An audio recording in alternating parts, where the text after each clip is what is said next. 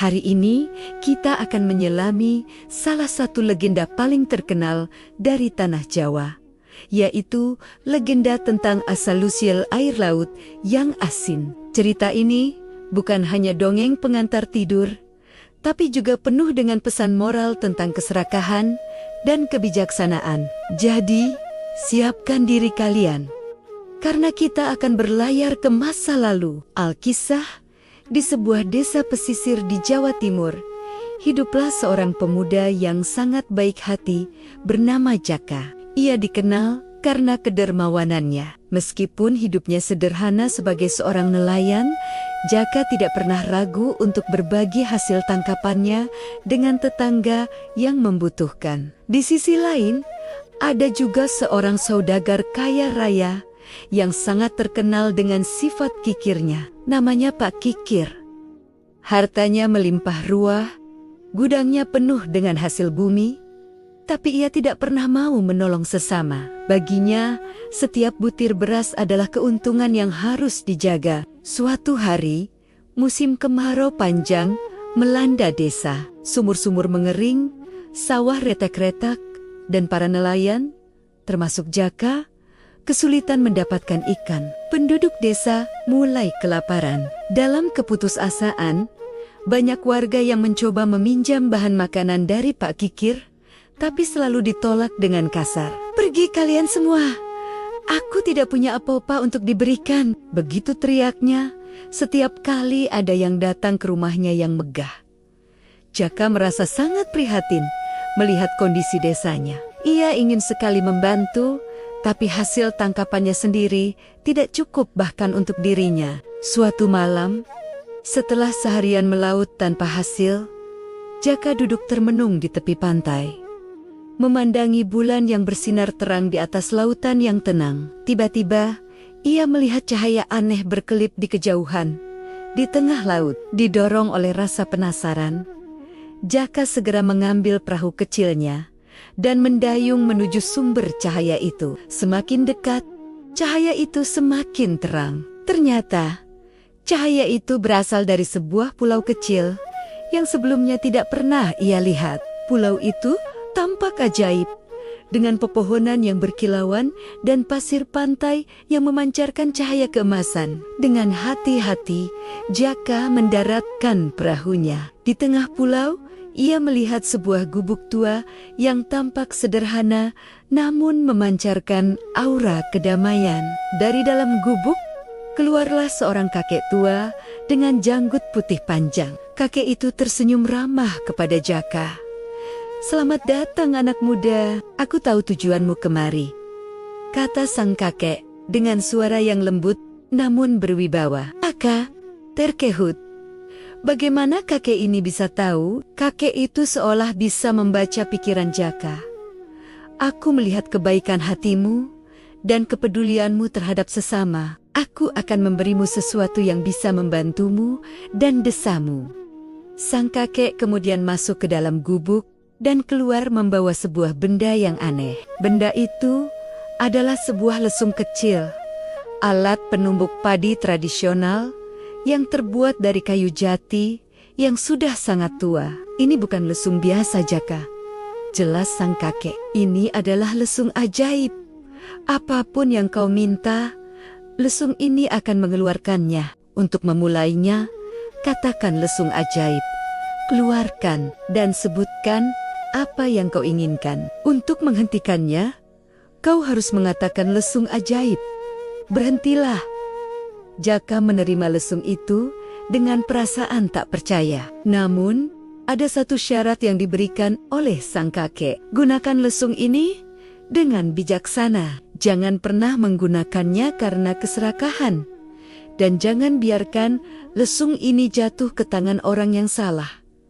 Setelah berterima kasih, Jaka segera mendayung kembali ke desanya dengan hati yang penuh harapan. Sesampainya di rumah, Jaka tidak sabar untuk mencoba lesung ajaib itu. Ia meletakkannya di tengah ruangan dan dengan ragu berkata, "Lesung ajaib, keluarkan beras." Seketika, keajaiban terjadi. Dari dalam lubang lesung butiran-butiran beras mengalir keluar tanpa henti, memenuhi karung-karung yang telah disiapkan Jaka.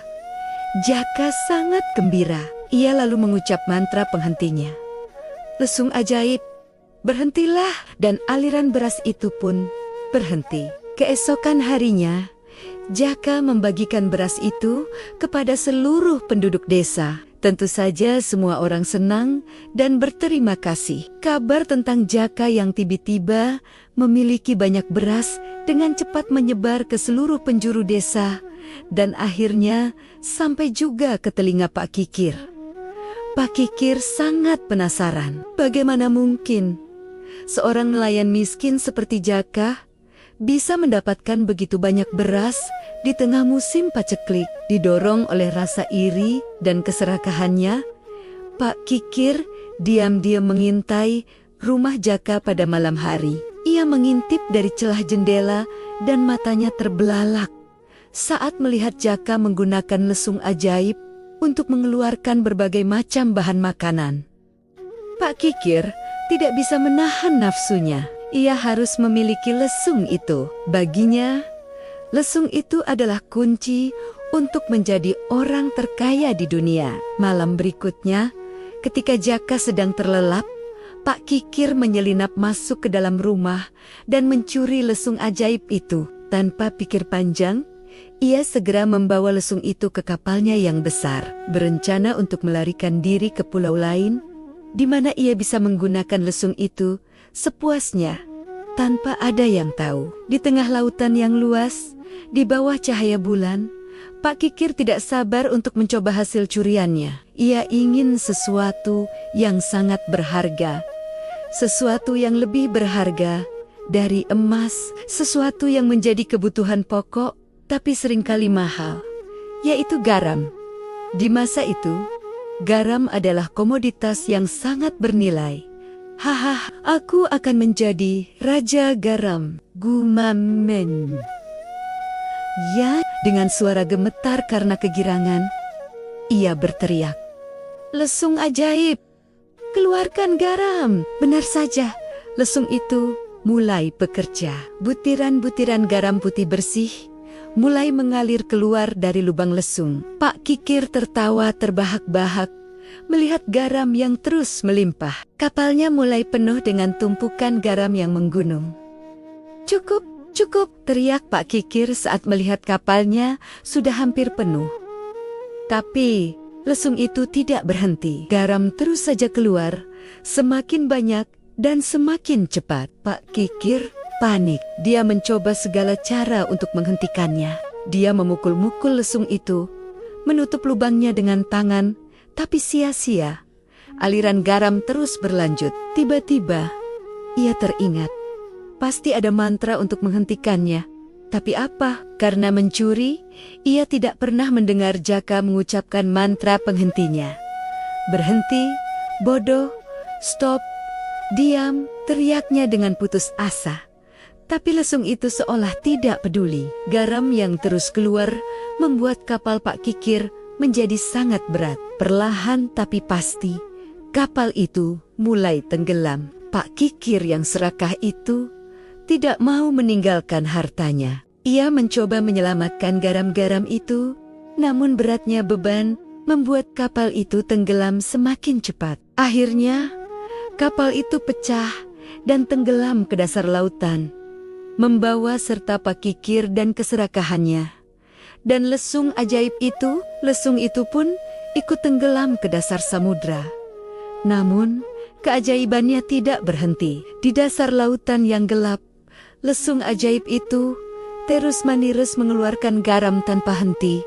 Hingga hari ini, garam yang keluar dari lesung itulah yang kemudian larut dan menyebar ke seluruh penjuru lautan, membuatnya menjadi asin.